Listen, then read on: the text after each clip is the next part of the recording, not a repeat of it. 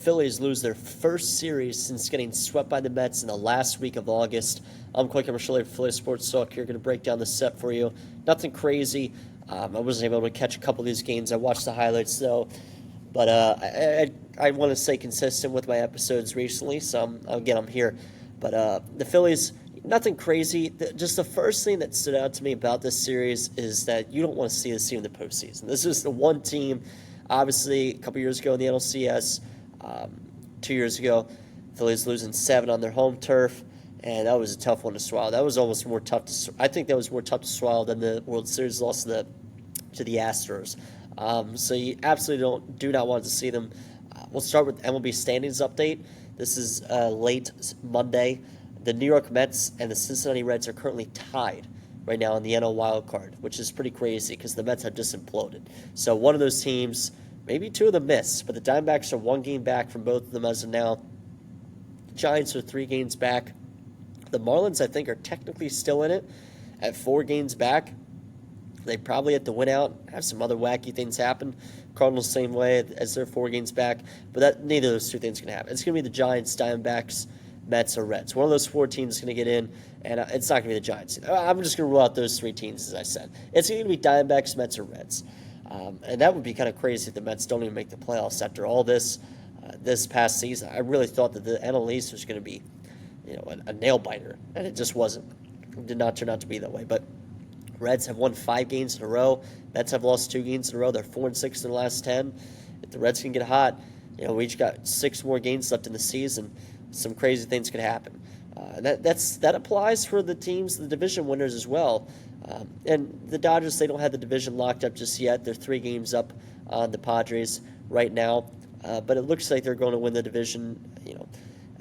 God forbid a complete and utter collapse at the end. But right now, the Brewers, they have a 3-game lead on the Phillies at 95-61. Phillies are 92-64. So losing the series was not ideal. Maybe we were, 2 games back of the Brewers for the 1 seed. That would have been really looking good. But it's looking like the Phillies are going to get the 2 seed. A lot can still happen. 6 games. That's a good amount of games still left. And the Phillies play 3 with the Marlins and 3 for the Twins. So they're still going to be playing these games with intent to win, to say the least, even with the division locked up. But talk a little bit about the series. We'll talk about the most recent game. Phillies scored just 2 runs after getting 11 hits, but Alec Boehm was the reason for him. He goes 4 for 4 with a walk. Excellent day for Boehm. That's a good sign moving forward, especially as well after coming off the IL. Schwarber went 0 for 5, and nobody else had multiple hits for the Phillies. 1 for 14 with runners in scoring position. That's not going to get it done. And pitching was pretty abysmal in this game. Ranger Suarez, 4 innings pitched. He allows 6 runs off 8 hits.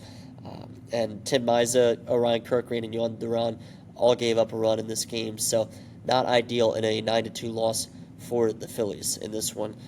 Nothing crazy to talk about there.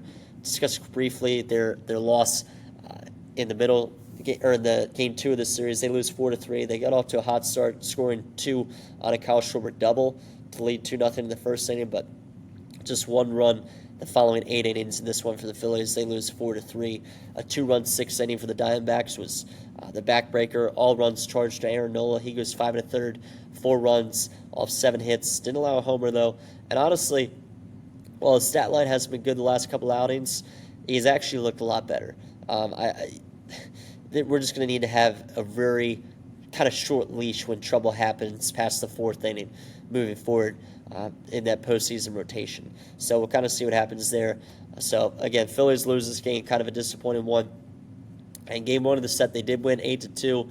The momentum was just rolling after the previous series win against the Dodgers. Things were looking good. Harrison Bader, 3-hit day. Bryce Harper, Brandon Marsh, Alec Boehm, and Nick Castellanos all had 2 hits in this one as well. Tom Walker had a decent start. He goes 4 innings, allowing just 2 runs. That's I feel like an average start. You can win with that. But Walker Buehler was the big story as well. 3 2/3 innings pitched, giving up 0 runs off 2 hits, striking out 3 batters. So if he can be decent for the Phillies, it's a good long relief guy out of the pen, or maybe even a starter. Probably not a starter, but he has some use in him potentially in a postseason rotation. Obviously, he was the guy that closed out the World Series with the Dodgers last year. So we'll kind of see what happens there. So, not a pretty series for the Phillies, really. Diamondbacks kind of just being the kryptonite. It's just what it comes down to. But this 3-game setup coming with the Marlins, this is a big one. The Marlins, they want to win because, just 4 games back. I'm going to look up in a second. I'm going to look up real fast at the Marlins. So ESPN is saying they're still in contention, but one win or loss a couple of different ways, and that's going to be it for the Marlins.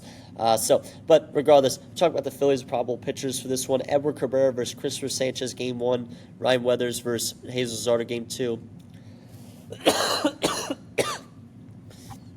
And Jansen Junk versus to be determined for the Phillies in Game 3. And that'll round out that 3-game set with the Marlins before a 3-game set with the Twins. And then it's off to the postseason for the Phils. So, again, it looks like the Phillies are going to get the 2 seed. Things can happen. But for the most part, we're looking at a bye, which is big. And I'm not a believer in the bye being a bad thing. Seriously, I don't believe that stuff. So we'll just have to see. But again, I'll be back to recap the Marlins series upcoming this week, and we should have a pretty good understanding of the playoff picture after that. I'm sure most things will be set in stone, but we'll see. All right, guys, I'll see you later on in the week.